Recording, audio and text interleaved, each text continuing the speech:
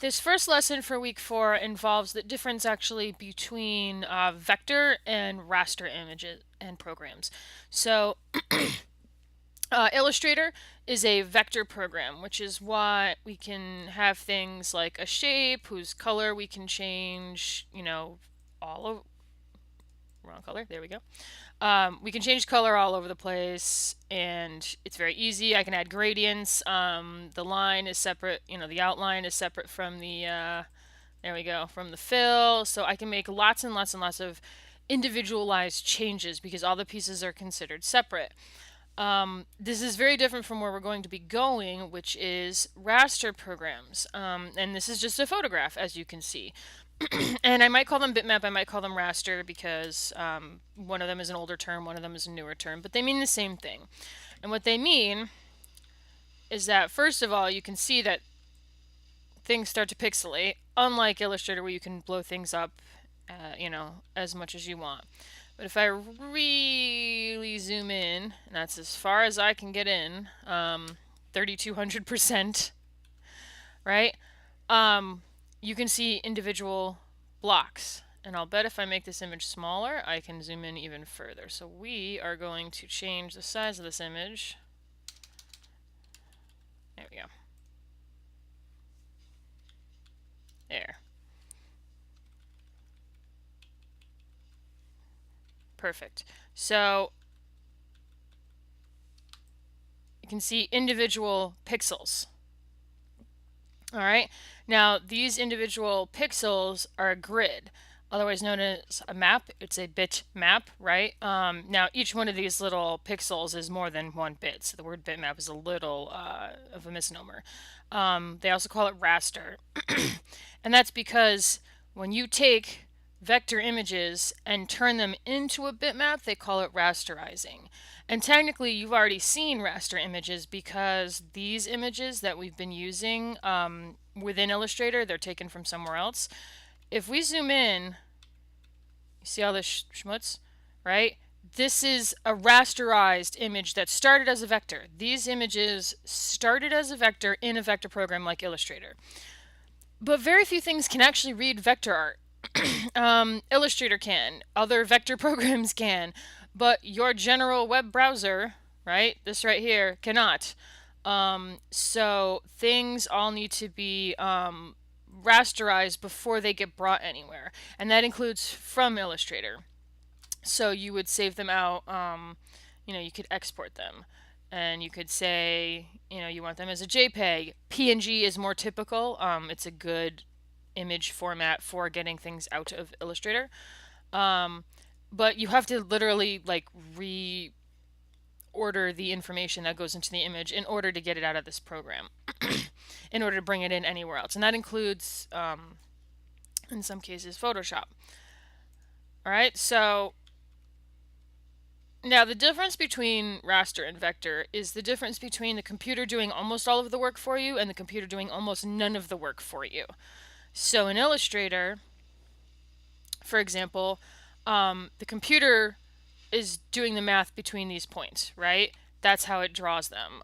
If I curve it, the computer is deciding how much that is curved, really. Like, I can kind of change the degrees, but if I really want to get in there, I have to convert these to a curved thing. And I can manipulate the handle, but it's still the computer's making just like it's not direct manipulation, right? I have two anchor points and then this handle are determining how this line is drawn. I'm not just drawing the line. Even if I just draw a line, the computer's going to add in anchor points and kind of interpret it, and it's gonna, it's not going to do exactly as my hand does. Photoshop will do pretty much exactly as your hand does. So if I grab a paintbrush and a color, I'm drawing with a mouse, so it looks crummy. But it's going to do exactly what I tell it to do. It's very much like drawing with, if you have a tablet, it's like drawing with a pencil. It's slightly different. It's a little weird to draw your hand in one place and have the lines show up here on the screen, but otherwise it's the same thing. So the computer is a little bit less involved. That also means though that you're losing a little bit of the flexibility. In Illustrator, You can see here, each piece is its own individual thing within the layer. And even within one individual piece, for example, this one, the stroke is separate from the fill. I can treat them as different objects. I can change the layout of the lines. I can change the size of it, opacity, all these different things that I can manipulate separately, right? In order to combine, if I want to combine these two different shapes, I have to do a lot of work to do that, right? It doesn't happen automatically. Well, when we move into raster programs, you saw here I made a separate layer. That's because if I work on this layer and I start drawing, right, so that's the same layer as the image, and I go to move this, the whole thing moves. This is now one smashed together piece. And if I really zoom in, sorry it's flickering, that's because I'm recording, you can see that it's not one solid line. Right, the brush has feathered edges. So technically you can see the color blue I have selected in my panel is here, but as soon as you go 1 pixel to the outside, it's really blue combined with yellow because that's what I was painting over. And then this one is more yellow in that, and then by the time you get here, you're pretty much at the original photo. So this is like painting with oil paints or watercolors. There is no undoing it except to paint over it more.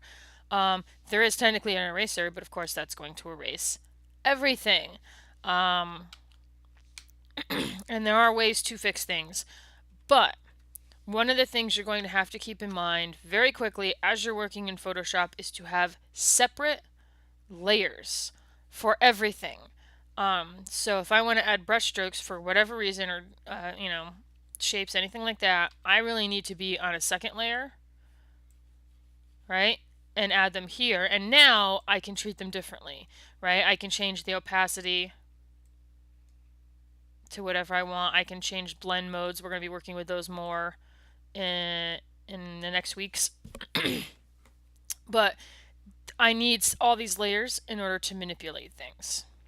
All right, so how to work with layers? Well, if you go, to week 4, you'll see that there's something that says Assignment 10 Adjustment Tools. Technically, this is actually just some tools. We're going to be learning about the adjustment tools. But these PSDs have a lot of layers in them already. So they're a good jumping off point for working with layers. And if I click on it here, it should just open up in Photoshop. So we'll go over what this is going over later.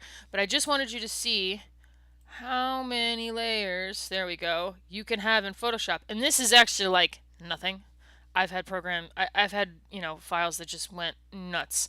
There are folders you can use to organize things further if you would like, but you can see here they've labeled some of these already. So levels panel, brightness contrast panel. So they're labeling what these layers are here. So you can kind of find them. These shape lines, they didn't really label them other than shapes 2 through 5. That's interesting. The text is just labeled with what the text is. That's by default, so you don't have to worry too much about this. And then unfortunately these pictures, they didn't label them at all. In order to label something, which one is this? First of all, to know what it is, you can just kind of turn the visibility on and off and see which one blinks. But then I double click on the word layer 1 and I can say like smaller tower. I'm not sure. It's a smaller image of the same tower than this one. That's the only thing I can think of to like differentiate between the two. What's this one? That's a bigger one. There we go. One light. Right, so one of the things I'm going to be looking for you guys to do almost from the beginning is stay very organized, pay attention to your layers and what you're labeling, because that's going to be the only way to really, keep everything organized and separate. So I can, manipulate these images separately. I'm using this tool right here, the top tool. It's called the Move tool. It's called the Move tool. And I have auto select turned on, and what that means is that if I click on something, whatever the top thing is that's there, so if there's 2 layers over each other, it'll go for the top one.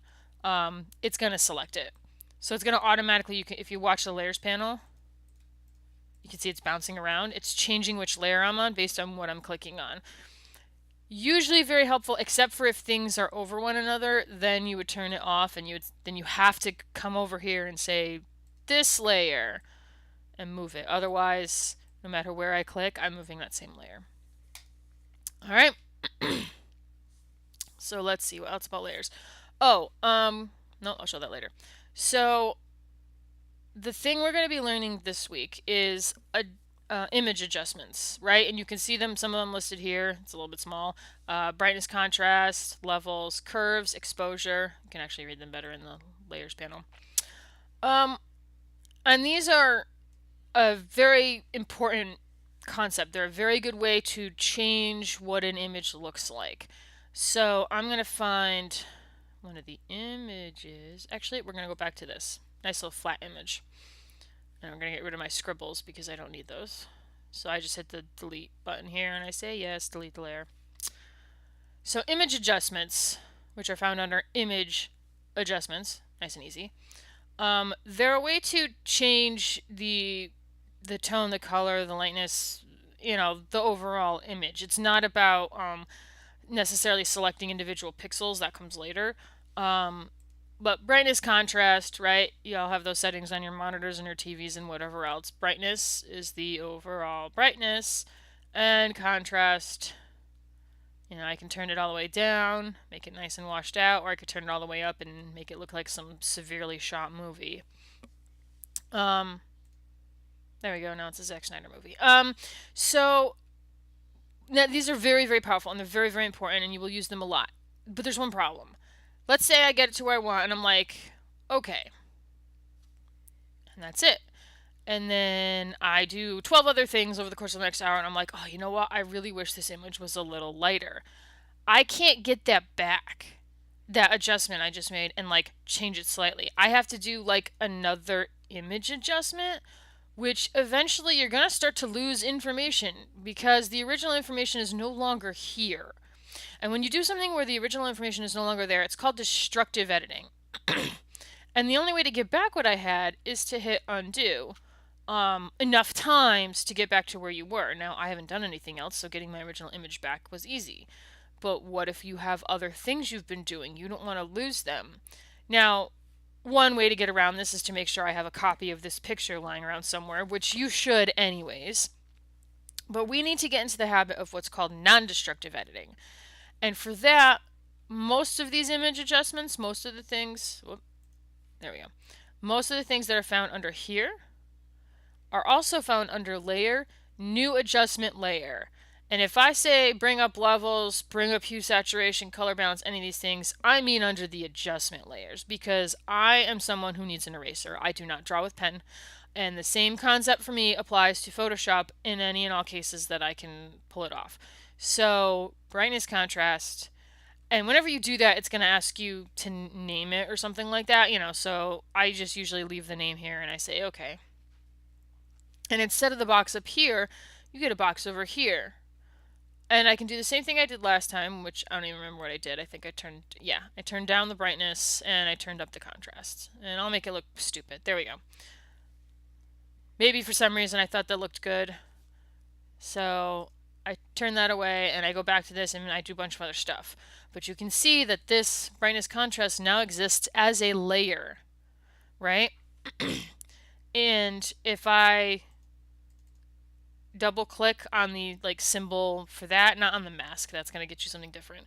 But if I double click on the symbol, it'll get me the settings again, and you can see they're altered and I can pull them back to where they were. If I set them both to 0, I will get my original image back.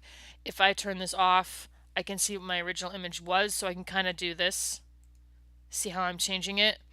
I can delete that layer altogether if I want. I can have 2 different ones where I try different settings, things like that. So adjustment layers are hugely important. They're also important because I have a lot of images in this. Let's say, which one is this? Okay, so let's say I use image adjustment and I turn up the brightness contrast, right? I just, do this. You can see it's only affecting the one layer.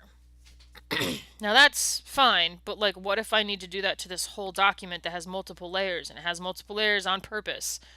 Well, an adjustment layer will affect the whole document. There we go. I love this. I can make it look like an old-timey like Mac interface instead of a new Windows interface by turning up the contrast and turning down the brightness. It makes the images look terrible. So because it makes the images look terrible, I'm going to take this layer and I'm going to drag it below the images. And you can see that it affects only the layers that are below it because it is a layer unto itself. These layers stack. So it reads them in order. And if this is below the layers, it's not going to affect them. So I managed to, keep my pictures looking nice, but I changed up the look of the panels. And technically, it doesn't have to be above these lines either because it's not going to do anything. The lines are black, the background's white. There's literally nothing to be made brighter or contrastier or anything like that. And so I just want it to be only above the things it could actually affect. I also am doing that because I don't know, I just kind of have the sense that if it's processing if it's above these layers, it's got to process. I want it to process as little as possible. So maybe it'll run a little bit faster. All right. Excuse me. Now here's the last conundrum. What if I want this to only affect this panel and not the others, right? Or actually curves is a bigger one. We'll put it over curves. So I can bring it below exposure and it's no longer affecting this, but it's still affecting the ones below it. There's a little bit of a trick, and I use this for so many things, but if I hold down Alt and hover on the line between the two things, you can see the cursor changes, right? So it's this means, hey, I can move a layer. But if I get this and I click, you can see this indents, and you get this little arrow that's like pointing to the curves layer.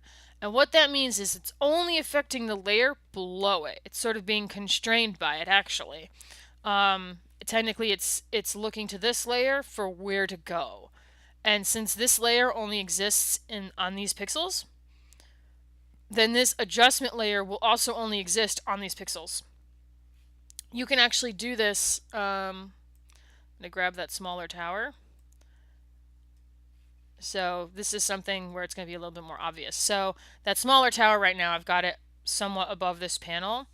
If I do that same trick with holding down Alt and clicking, you can see now that this image is constrained to only be visible where the other layer is. So that's technically what's happening. It's like masking out any other layers that are considered part of it, which includes an adjustment layer. So now this panel looks, you just do it again, click, and it'll undo. So this panel looks different than the other ones. And if you need a few to kind of look the same, well, you can always duplicate a layer, and I'll just move it to adjustment tools and hold down Alt. So now I get 2 that look the same and 3 that don't. And they're not next to each other, right? So you need to be able to control which things get which adjustments. And you can stack as many adjustment layers as you want onto one thing. That happens a lot. I've done that all the time. All right. The last thing I want to go over is you can see these images have a drop shadow on them. And this is actually using something called layer properties. Basically, if you double click on the layer, you get lots of different effects that are easy to come by, including a drop shadow. These are a very important tool. We're going to go over them more later, but just to be aware, definitely use them. Just don't use whatever the default is, right? So when you click on, a bevel and emboss, right, and you go there, you can see that there's some settings. Change those settings, because as powerful as layer styles or layer properties are, people who use the default have kind of ruined those defaults. Like, everyone uses them, so then everything looks the same, and no one wants that. So make sure you're making some changes and making it look the way you want. But this is also another form of non-destructive editing, because the drop shadow, I can just say goodbye, hello, goodbye. You can turn it on and off very, very easily just with this eye thing. And that way you can save it in case you want it back. And so even the getting rid of it is non-destructive. All right, so using layers to our benefit to get non-destructive editing is something you're going to need to do a lot going forward.